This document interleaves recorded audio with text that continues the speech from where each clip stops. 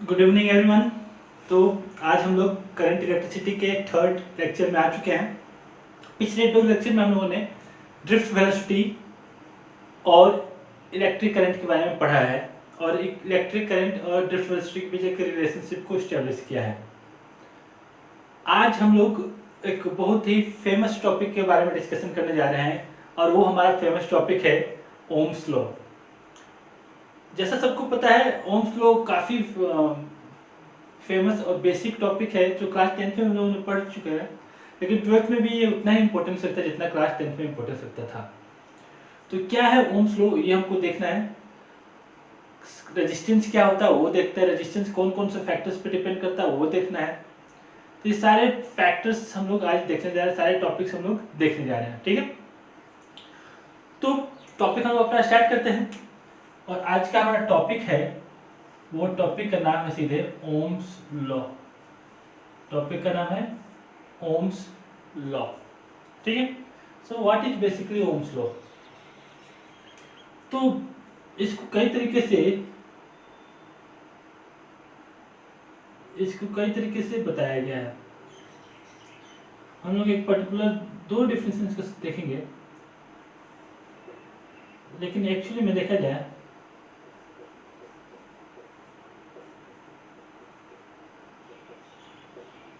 तो ये सिचुएशन है। हमारे पास एक कंडक्टर है जिसका लेंथ क्या है, एल है, वोल्टेज क्या है, वी है, area of cross section A है। बस कंडक्टर है, length L, area of cross section A, potential difference V है। क्या होगा जब हम स्विच ऑन करेंगे? स्विच ऑन करेंगे तो इसमें करंट फ्लो करेगा। Let us consider the current flowing in the circuit is I. Now एक बहुत बेसिक क्वेश्चन है, अगर मैं पूछूं what is the direction of movement of electrons,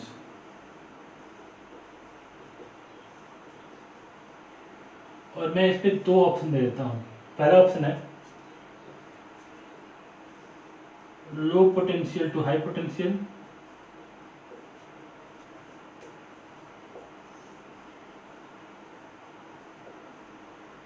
और दूसरा ऑप्शन देता हूँ opposite to the direction of electric current,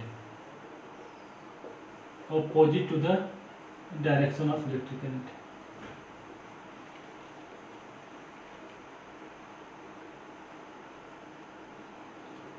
तो इसमें से कौन सा ऑप्शन सही लग रहा है आपको? इलेक्ट्रॉन्स के फ्लो का डायरेक्शन लो पोटेंशियल से हाई पोटेंशियल की तरफ सही होता है या करंट के डायरेक्शन के अपोजिट होता है, ये हमको बताना है, ठीक है। कौन ज़्यादा एप्रोप्रिएट आपके हिसाब से लग रहा है? So remember, it is not given that the direction of flow of electron is opposite to the electric current, but the electrons will flow from a lower potential to higher potential, lower potential to higher potential, ये पहले होता है, then क्या होता है वो बात की बात है। But electrons flow from lower potential to the higher potential, okay, that must be remembered. क्योंकि जो करंट होता है, करंट कई टाइप के होते हैं, ठीक है। कन्वेंशनल करंट का डायरेक्शन हम लोग इलेक्ट्रॉन्स के फ्लो का अपोजिट लेते हैं, लेकिन जरूरी नहीं है कि हमेशा जिधर चार्ज फ्लो करे उसके अपोजिट डायरेक्शन में करंट रहे, ठीक है। ऐसा नहीं है, जब पॉजिटिव चार्ज फ्लो करेगा उस केस में, जब आयंस फ्लो करेंगे तब उस केस में नहीं होता है। तो ऐसा बिल्कुल जरूरी नहीं है कि करंट का फ्लो इलेक्ट्रॉन्स के फ्लो के अपोजिट रहे या इलेक्ट्रॉन्स का फ्लो करंट का फ्लो के अपोजिट रहे, but it is necessary that electrons must flow from lower potential to high potential, okay.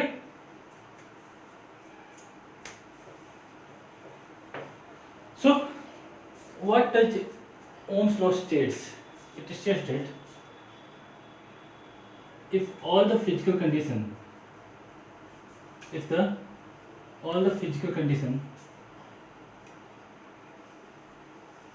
of a conductor, if all the physical condition of a conductor remains the same, the current passing through remains the same, the current passing through the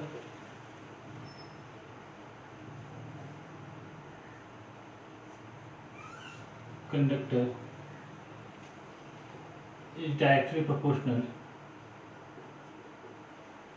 is directly proportional to the potential difference applied.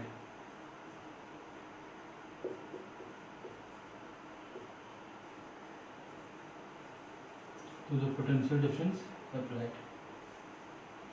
ये हमारा statement है। ये क्या कहता है कि इस conductor के थ्रू कितना करंट फ्लो करेगा, तो बोला कि इसके इंड के अक्रॉस जितना पोटेंशियल ड्रॉप कर दी, जितना पोटेंशियल डिफरेंस रहेगा उसी के रेशियो में, उसी के प्रोपोर्शनल में करंट पास होगा। मतलब जितना ज़्यादा वोल्टेज होगा उतना ज़्यादा करंट होगा। यही ओम्स लॉ का कहना है। हम लोग के घरों में क्या होता है, क्योंकि वोल्टेज बढ़ जाता है, तो वोल्टेज बढ़ जाता है तो हम लोग क्या करते हैं, भाई वोल्टेज बढ़ गया, करंट का कॉन्सेप्ट नहीं समझते। तो वोल्टेज बढ़ने से कुछ नहीं होता है। वोल्टेज बढ़ने से क्या होता है, तो ज़्यादा से ज़्यादा अमाउंट ऑफ चार्ज फ्लो करना शुरू कर देता है, और क्योंकि ज़्यादा से ज़्यादा अमाउंट ऑफ चार्ज फ्लो कर रहा है तो हम कह सकते हैं कि करंट बढ़ गया। So with the increase of voltage what increases, the current increases in the circuit. Current in circuit में बढ़ जाता है, यही हमारा होता है और कुछ नहीं होता है। ठीक है, so that is the called the Ohm's law. But कब, जब कंडक्टर का सारा फिजिकल कंडीशन सेम रहे, जब सारा सेम फिजिकल कंडीशन सेम रहे, मतलब क्या सेम रहे, लेंथ सेम रहे, area of cross section same रहे, टेम्परेचर सेम है, ये सारा फिजिकल कंडीशन अगर सेम रहता है उस केस में I प्रोपोर्शनल टू B होता है।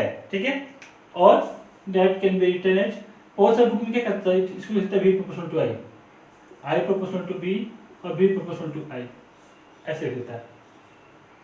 बट ऐसा नहीं होना चाहिए। क्यों नहीं होना चाहिए, क्योंकि करंट वोल्टेज की वजह से आता है, वोल्टेज करंट की वजह से नहीं आता है। ध्यान देंगे, I is proportional to B, current जो है वो किसकी वजह से है, तो पोटेंशियल की वजह से। तो I depends on B, not the B depends on I। अगर एग्जांपल लिया जाए तो आप अपने पिताजी पे डिपेंड है, पिताजी आप पे डिपेंड नहीं है, तो दैट इज अ, यहाँ पे भी सेम आ रहा है, I proportional to B, I proportional to B, not B proportional to I। Okay, so that I proportional to B, और I can write I is equal to constant K into B, और तो V by I is equal to K 1 by K, और V by I is a constant 1 by K which is equal to R. So from there I gets the Ohm's law as V equal to IR. यहाँ से हमको Ohm's law मिलता है जो कि होता है V equal to I into R। ये हमारा Ohm's law कहलाता है। Okay, so this is basically the Ohm's law which states that जितना ज़्यादा पोटेंशियल डिफरेंस रहेगा कंडक्टर के अक्रॉस, उतना ज़्यादा ही हमारा क्या होगा, तो उतना ज़्यादा हमारा करंट पास करेगा सर्किट के थ्रू। यही हमारा क्या कहलाता है, तो ओम्स लॉ कहलाता है। Now what is R, what is R, R क्या है। So R can be defined as, R can be defined as B equal to IR हो गया, where R is equal to resistance of the conductor।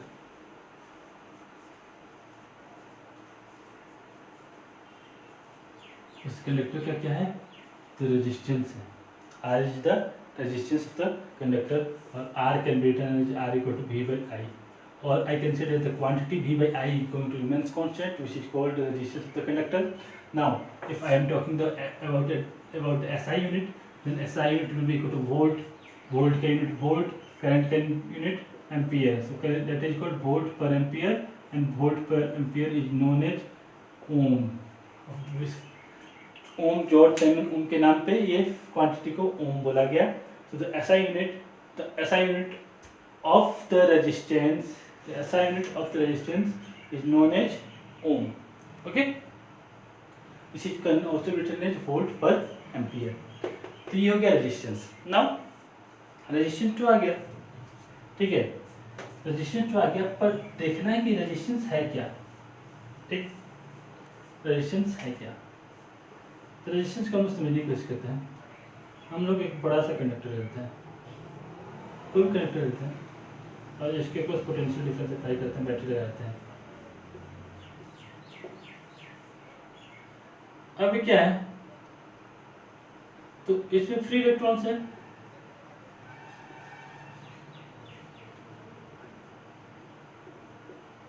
अब free electrons क्या आते हैं, external electric field के apply होने की वजह से free electrons negative potential, low potential से हायर पोटेंशियल की तरफ मूव करना शुरू कर दिए। बट ये जो मूवमेंट होगा, ये मूवमेंट एकदम स्मूथ मूवमेंट ना होकर ये मूवमेंट क्या होता है, जब इलेक्ट्रॉन्स मूव करते हैं तो ये एटम्स के आयन के साथ कोलाइड करना शुरू करते हैं, और जब ये कोलिजन होता है एटम्स के आयन के साथ, जब ये कोलिजन होता है एटम के आयन के साथ, तो एक तरह से क्या होता है, तो रेजिस्टेंस मतलब उनके इलेक्ट्रॉन्स के फ्लो में एक हिंड्रेंस प्रोड्यूस होता है, इलेक्ट्रॉन्स के फ्लो में एक हिंड्रेंस प्रोड्यूस होता है, और इसी हिंड्रेंस को क्या बुलाता है, तो उस मटेरियल का या उस कंडक्टर का रेजिस्टेंस कहते हैं। That means greater the resistance lower will be the amount of current passing through the conductor, क्योंकि अगर रेजिस्टेंस बढ़ गया तो कम से कम चार्ज फ्लो करेगा, कम से चार्ज सर्किट के थ्रू फ्लो करेगा, दैट मीन्स क्या होगा, तो करंट कम हो जाएगा। Means greater the resistance lower will be the amount of electric current passing through the conductor. Okay, तो ये हमको मिलता है। सो R is the resistivity, resistance, and R equal to V by I, and this is how we can find the SI unit which comes to be ohm। तो SI unit क्या होता है resistance का, तो रेजिस्टेंस का SI unit होता है ओम होता है, ठीक है। Now what we can see, the resistance is basically the hindrance offered by the ions or the material to the flow of electric current, क्योंकि उनके अंदर का स्ट्रक्चर किस तरह से है उस पर डिपेंड करेगा कितना वो हिंड्रेंस फॉलो कर रहा है। फॉर एग्जांपल अगर मैं बात करता हूँ Fe, अगर मैं बात करता हूँ Au, अगर मैं बात करता हूँ Ag, अगर मैं बात करता हूँ Cu, अगर मैं बात करता हूँ Na, तो इस सारे के सारे मटेरियल में इनके एटम्स का स्ट्रक्चर डिफरेंट होगा, क्योंकि इनके एटम्स का स्ट्रक्चर डिफरेंट होगा तो इनका आयन का भी स्ट्रक्चर डिफरेंट होगा ना। उस केस में क्या होगा, क्योंकि इनका डिफरेंट इंटरनल स्ट्रक्चर है तो ये डिफरेंट रेजिस्टेंस प्रोड्यूस करने वाले हैं। तो हमारा जो मटेरियल होता है वो उसका रेजिस्टेंस डिफरेंट होता है, हर मटेरियल का डिफरेंट रेजिस्टेंस होता है, ठीक है। So this is all about the resistance. Resistance हम लोग इस तरह से देख सकते हैं। Now here R is a constant value, but यहाँ पे वैरी कौन कर रहा है, यहाँ पे वैरी कर रहा है V और I, V और I यहाँ पे वैरी कर रहा है, जबकि R यहाँ पे क्या कांस्टेंट वैल्यू है। सो यहाँ से हम एक फॉर्मूला निकाल सकते हैं, तो फॉर्मूला हमारा निकल जाएगा। वो फॉर्मूला क्या होने वाला है, तो graph of V and I, V और I के बीच का एक हम ग्राफ लाने की कोशिश करते हैं, कैसा हमारा V वर्सेस I का ग्राफ होगा, ठीक है। So the graph of V and I, potential difference and current का ग्राफ किस टाइप से होगा। So let this to be V and this to be I and let's this to be potential. Now आपके हिसाब से graph कैसे जाना चाहिए, तो ये ग्राफ कैसे जाना चाहिए, तो हमारे पास फॉर्मूला क्या है, V equal to I into R है, V equal to I into R है। ये R क्या है, कांस्टेंट है, कांस्टेंट मतलब क्या होगा, V proportional to I, V directly proportional to I है। अगर V directly proportional to I है तो ये एक तरह से कह सकते हैं कि लीनियर इक्वेशन हो गया, I स्क्वायर नहीं है, V square equal proportional to I नहीं है, लीनियर इक्वेशन हो गया। और लीनियर इक्वेशन का ग्राफ कैसा होता है, तो लीनियर इक्वेशन का ग्राफ हमारा क्या होता है, तो एक स्ट्रेट लाइन होता है। लीनियर इक्वेशन का ग्राफ हमारा एक स्ट्रेट लाइन होने वाला है। तो इस केस में अगर हम लोग कह सकते हैं तो हमारा graph of V and I और V का ग्राफ कैसा होगा, तो I और V का ग्राफ हमारा क्या होगा, तो एक स्ट्रेट लाइन होगा। लेकिन हमेशा ऐसा नहीं चलता रहेगा, एक पर्टिकुलर टाइम तक ऐसा चलता है।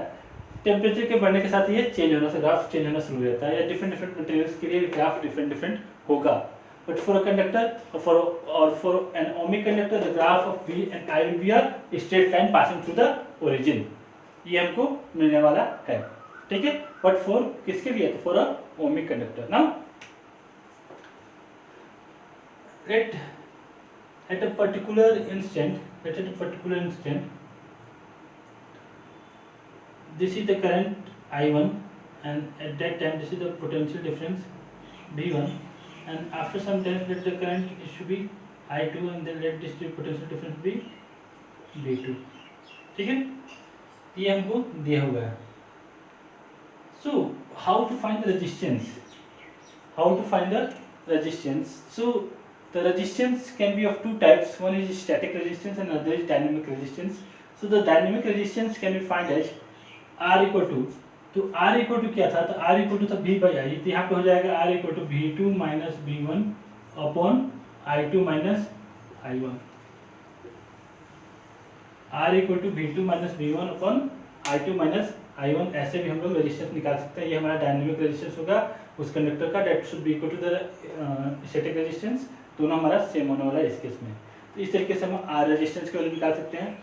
और अगर हम इसको थीटा मान लें, अगर हम इसको थीटा मान लें, इसको ओ मान लें, इसको ए मान लें, इसको बी मान लें, I can again write that tan theta is equal to perpendicular is equal to A B upon base, base is equal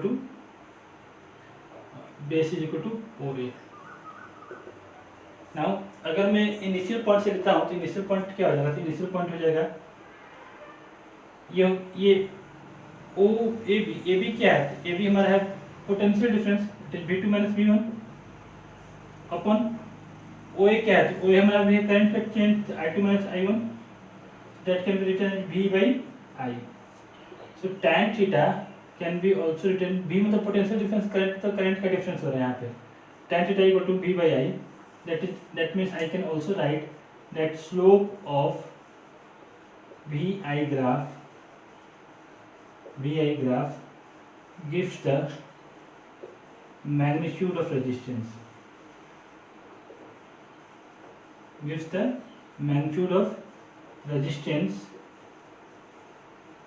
of a conductor।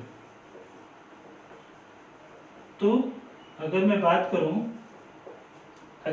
करूं तो tan थीटा हमको क्या प्रोवाइड करेगा, तो tan थीटा को हम लोग VI ग्राफ का स्लोप कहेंगे, और स्लोप क्या प्रोवाइड करेगा, तो स्लोप प्रोवाइड करने वाला है हमारा उस मटेरियल का रेजिस्टेंस प्रोवाइड करेगा।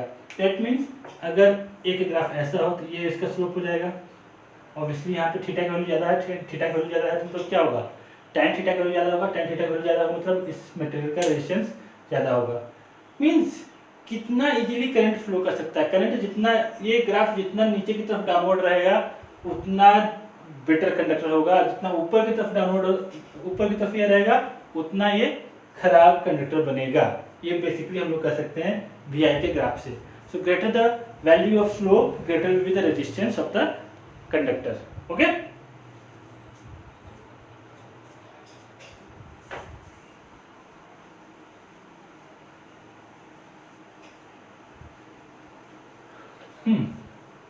आगे बढ़ते हैं, साथ साथ असाइनमेंट हो चुका था। Now go to the topic factors on which resistance of a conductor depends।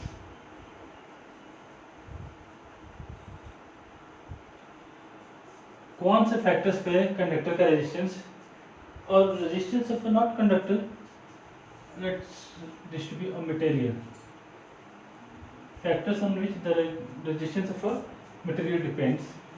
So if I am going to take the conditions, I can write that R is proportional to L and R is proportional to 1 by A। That can be written as R is proportional to L by A और R is equal to rho L by A। मैं बहुत ज़्यादा deep में नहीं गया, deep इसलिए नहीं है कि ऑलरेडी हम 10th में इसको पढ़े हुए हैं। तो ये फैक्टर्स क्या क्या बताता है, तो अगर बता रहा है, ये सिंपली क्या बता रहा है कि रेजिस्टेंस ऑफ अ कंडक्टर जो होता है वो बेसिकली दो फैक्टर्स पे डिपेंड करता है, एक डिपेंड करता है लेंथ पे, एक डिपेंड करता है एरिया ऑफ क्रॉस सेक्शन पे। तो अगर हमारे पास एक कंडक्टर है तो इसका एक मटेरियल है, इसका रेजिस्टेंस कितना होगा तो वो डिपेंड करेगा कि इसका लेंथ कितना है और डिपेंड करेगा इसका एरिया ऑफ क्रॉस सेक्शन कितना है। Greater the length of the conductor, greater will be the resistance, and the greater the area of cross section, less will be the resistance। इसको समझने के लिए हम लोग एक छोटा सा एग्जांपल लेके चलते हैं। वो छोटा सा एग्जांपल हमारा हो सकता है पानी का। अब देखिए, चैप्टर का नाम है करंट इलेक्ट्रिसिटी। करंट का हिंदी क्या होता है, तो करंट का हिंदी होता है धारा। धारा मतलब प्रवाह, प्रवाह मतलब फ्लो करना। So simply the flow of current, the flow of charge carriers is called electric current, and the flow of water is called, we can say that water current। वो वाटर करंट हो गया, ये electric current हो गया, तो दोनों तो current ही है। तो जो नेचर शो करेगा हमारा water, the same nature will be shown by the electric current। अब हम लोग इसको वाटर का पाइप समझ लेते हैं और इसमें पानी फ्लो कर रहा है। आप लोग देखे होंगे, ध्यान दिए होंगे, अगर घरों में कभी आपके नल यूज करते हैं, नल में के साथ पाइप जोड़ते हैं, तो पाइप का लेंथ जितना बड़ा होता जाता है उतना उसका प्रेशर कम होता जाता है, मतलब उतना पानी का फ्लो स्लो हो जाता है, पानी उतना ही कम फ्लो करता है, पानी का फ्लो कम हो जाता है, पानी कम फ्लो कर पाता है अगर लेंथ बढ़ता है। क्यों? क्योंकि जैसे ही लेंथ बढ़ता है तो पानी का जो पाइप का जो सरफेस है वाटर को फ्लो को अपोज करता है, वाटर को फ्लो को अपोज करता है, तो अब क्या होगा, तो कम से कम पानी जाएगा। So we can say that the greater the length, greater will be the opposition upward, and greater will be the opposition upward. That means the resistance of the pipe increased for the to the flow of water. Now what will happen if the pipe is too large? अगर area of cross section ज़्यादा हो गया, अगर area of cross section ज़्यादा हो गया, तब ज़्यादा से ज़्यादा जगह मिल पा रहा है पानी को फ्लो करने का। पानी को फ्लो करने के लिए उसमें बहुत ज़्यादा जगह मिल रहा है, क्योंकि पानी को फ्लो करने के लिए ज़्यादा जगह मिल पा रहा है, पानी ज़्यादा जगह में फ्लो कर पा रहा है, मतलब ज़्यादा से ज़्यादा पानी फ्लो कर पाएगा, और उसमें रेजिस्टेंस क्या होगा, रेजिस्टेंस कम लगेगा। तो हम लोग क्या देख सकते हैं, दो कंडीशन देखें पानी के फ्लो के लिए। तो पानी के फ्लो में दो कंडीशन क्या था, तो पहला क्या था कि लेंथ बढ़ेगा तो पानी का फ्लो स्लो होगा, और एरिया ऑफ क्रॉस सेक्शन बढ़ेगा तो पानी ज़्यादा से ज़्यादा फ्लो करेगा। तो by the same logic the current is also directly proportional to length resistance। Current का में जो रेजिस्टेंस होता है लेंथ के डायरेक्टली प्रोपोर्शनल होता है। लेंथ के डायरेक्टली प्रोपोर्शनल होता है मतलब क्या, कि जितना ज़्यादा लेंथ होगा उतना ज़्यादा रेजिस्टेंस होगा, और जितना मोटा वायर होगा उतना कम रेजिस्टेंस होगा। मीन्स अगर हम चाहते हैं कि हमारे घरों में शॉर्ट सर्किट का चांस कम हो जाए ड्यू टू द ओवरलोडिंग, तो उसके लिए क्या कर सकते हैं, तो उसके लिए हम मोटा वायर का यूज कर सकते हैं। घरों में मोटा वायर होगा तो मोटा वायर की वजह से क्या होगा, तो ज़्यादा से ज़्यादा करंट पास कर पाएगा, ज़्यादा से ज़्यादा करंट पास कर पाएगा, तो बहुत चांसेस कम है कि वायर हीट होगा और वो मेल्ट करेगा। But it is not the same concept for the electric fuse. Electric fuse में क्या होता है कि इलेक्ट्रिक फ्यूज की हम बात करते हैं, जस्ट मेरे ऊपर इलेक्ट्रिक फ्यूज लगा हुआ है, आपको नहीं दिख रहा होगा। तो इलेक्ट्रिक फ्यूज की बात करते हैं, तो इलेक्ट्रिक फ्यूज के केस में क्या होता है कि उसमें एक पतला वायर यूज करते हैं। इसलिए पतला वायर यूज करते हैं क्योंकि अगर मोटा वायर यूज कर देंगे तो मोटा वायर हाई करंट पे मेल्ट नहीं करेगा, और मेल्ट नहीं करेगा तो घर में सारे सर्किट्स, सारे इक्विपमेंट्स जल जाएंगे लेकिन फ्यूज नहीं जलेगा।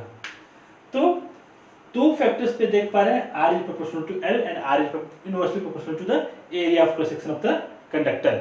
Now the third, there is a constant, that constant is rho, and the rho is called resistivity of the material. Rho is called the resistivity of the material.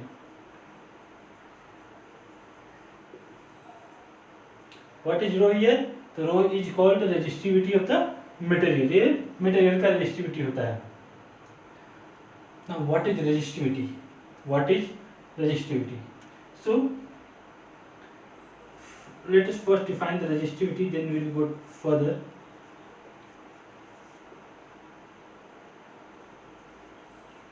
To define the resistivity, let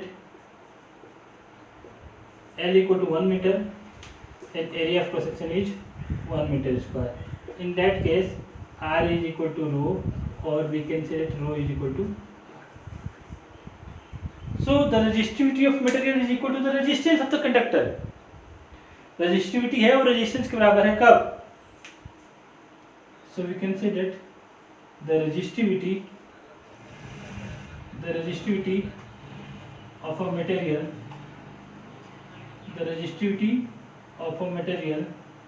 is equal to resistance offered by a material. Resistance offered by a material having unit length and unit area of cross section.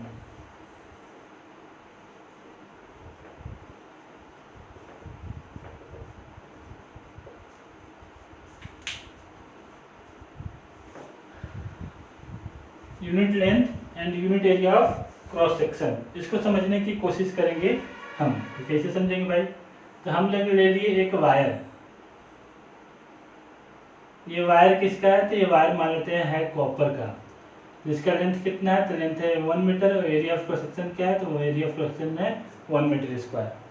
ठीक है, उस case में इसका resistivity अगर हम देखेंगे तो इसका रेजिस्टिविटी आता है 1.69 इंटू 10⁻⁻8 ओम मीटर। रेजिस्टिविटी कॉपर का कितना आया, तो अगर कॉपर वायर जो 1 मीटर लंबा है और उसका area of cross section 1 metre square है, तो इसका रेजिस्टिविटी है 1.69 इंटू 10⁻⁸ ओम मीटर। बट क्या होगा अगर कॉपर वायर का लेंथ 2 मीटर कर दें और area of cross section 2 metre square कर दें, तो रेजिस्टिविटी में क्या चेंज आएगा, तो रेजिस्टिविटी में कोई चेंज नहीं आएगा भाई साहब। क्यों भाई साहब, क्यों नहीं चेंज आएगा, तो इसलिए चेंज नहीं आएगा क्योंकि रेजिस्टिविटी किसके लिए डिफाइंड है, तो वो डिफाइंड है 1 मीटर और 1 मीटर स्क्वायर के लिए। आप उसका लेंथ 1000 मीटर क्यों ना कर दो, आप उसका length area of cross section 1000 metre square क्यों ना कर दो, लेकिन वो डिफाइंड तो 1 मीटर 1 मीटर स्क्वायर के लिए है। तो आप कॉपर का कोई भी वायर ले लो, लेकिन रेजिस्टिविटी इसका डिफाइंड है 1 मीटर और 1 मीटर स्क्वायर के लिए। सिमिलरली कोई भी मटेरियल लीजिए तो उसका रेजिस्टिविटी बस 1 मीटर और 1 मीटर स्क्वायर के लिए डिफाइंड होता है, इसीलिए उस मटेरियल का रेजिस्टिविटी चेंज नहीं करता है। किसी भी मटेरियल का रेजिस्टिविटी चेंज नहीं करेगा, बट डिफरेंट मटेरियल्स का रेजिस्टिविटी डिफरेंट डिफरेंट होगा। All the materials will have different resistivity, but all the materials will have different resistivity, but the resistivity of a particular material will not change. वो resistivity किसी भी material का change नहीं होता है। हाँ, temperature का इफेक्ट होता है, वो भी हम बाद में देखेंगे, but normally there is no effect on the resistivity of a material, और एक मटेरियल का रेजिस्टिविटी फिक्स होता है। ठीक, now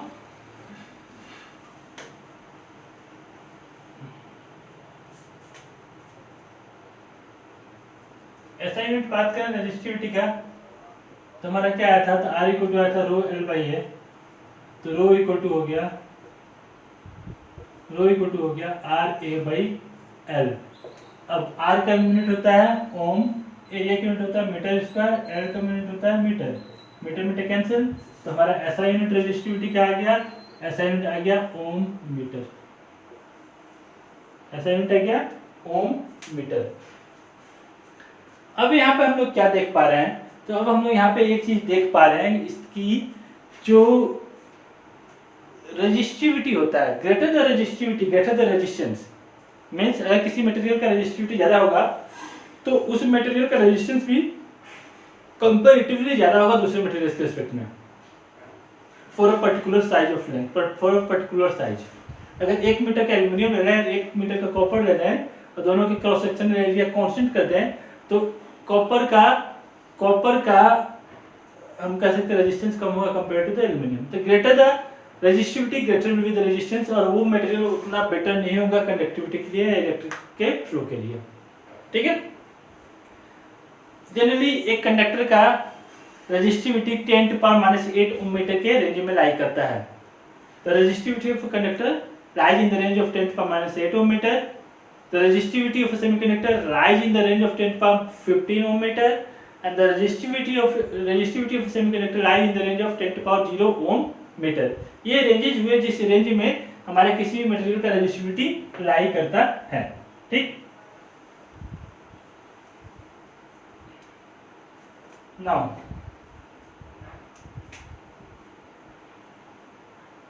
let us see a topic, change in resistance।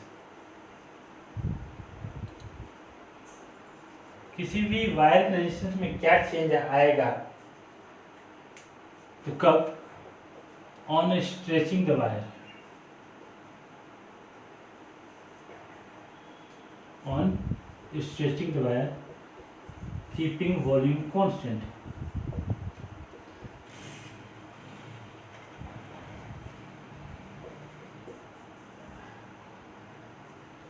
किसी भी वायर के रेजिस्टिविटी में क्या चेंज आएगा, जब हम उस वायर को स्ट्रेच कर रहे हैं और क्या कांस्टेंट रख रहे हैं, तो वॉल्यूम को कांस्टेंट रख रहे हैं। If we are keeping the volume constant and we are stretching the wire, there will change in resistance. How the resistance is going to change, that we have to see, but what we are keeping constant, the volume is remaining going to remain constant. For example, if I can take a wire whose length is L and area of cross section is A, and now I am applying some deforming force on it. मैं deforming force apply कर दिया, deforming force apply करने के बाद क्या हुआ, तो ये सिचुएशन आ गया, लेंथ तो बढ़ गया, डिफॉर्मिंग फोर्स से बढ़ाने पर लेंथ क्या हो गया, नया डेस एल डेस हो गया, तो एरिया तो घट जाएगा ना भाई, नया एरिया क्या हो गया, ए डेस हो गया। तो कहने का मतलब है अगर मैं लेंथ को बढ़ाता हूँ, अगर मैं किसी भी मटेरियल के लेंथ को बढ़ाता हूँ, उस केस में क्या हो रहा है, तो लेंथ तो बढ़ जाता है, लेकिन वॉल्यूम कांस्टेंट रख रहा हूँ, ध्यान देना है, वॉल्यूम कांस्टेंट रख रहा हूँ, तो उस केस में लेंथ तो बढ़ जाएगा लेकिन एरिया ऑफ क्रॉस सेक्शन घट जाएगा, एंड वाइस वर्सा कंडीशन होगा। अगर मैं एरिया को घटाता हूँ तो लेंथ, एरिया को बढ़ाता हूँ तो लेंथ घट जाएगा, then that will be the vice versa situation. So how the resistance will depend on the stretching the wire, keeping the volume constant. So now what I know, so I know that is R is equal to, if the resistivity is going to constant, so R can be written as L by A. Resistance क्या होता है, L by A, resistivity तो constant है, तुमको change देखना है। Now that can be written as R is equal to L into A upon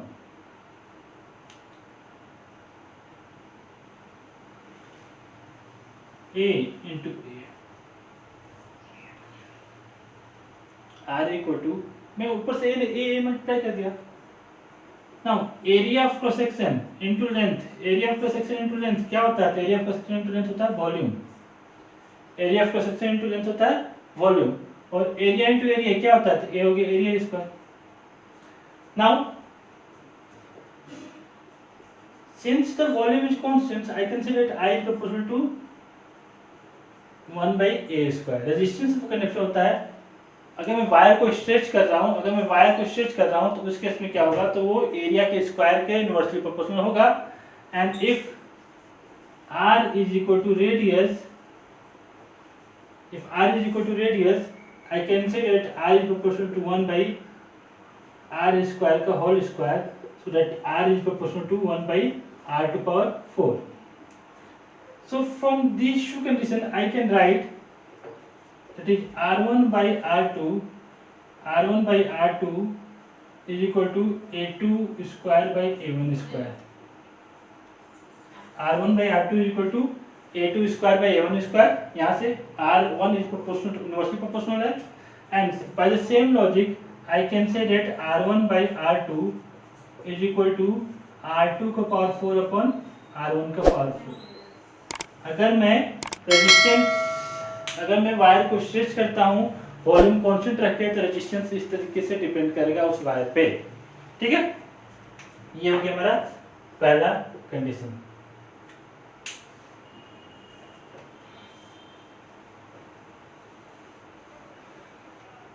Now let's go to the second condition. The second condition says that what I know, R equal to L by A, keeping the resistivity of a material constant. In that case I can do this L into L upon A into L, so I can get R is equal to L square upon A square यानी volume, ये volume हो गया, volume constant है, volume constant मतलब R is proportional to L square, resistance होता है length के square के प्रोपोर्शनल होना शुरू हो जाएगा, that means R1 by R2 should be equal to L1 square by L2 square. So this is what I am going to get in the case when the wire is stretched keeping the volume of the wire constant. These conditions I am going to get, okay. Now this is all from the today class. In the next class we are going to discuss about the factors, the limitation of Ohm's law. Apart from that we are going to study about the conductivity, conductance, mobility and current density। ये सारे topics हम लोग next class में देखने वाले हैं, ठीक है। तो आज के लिए बस इतना ही, मिलते हैं नेक्स्ट क्लास में।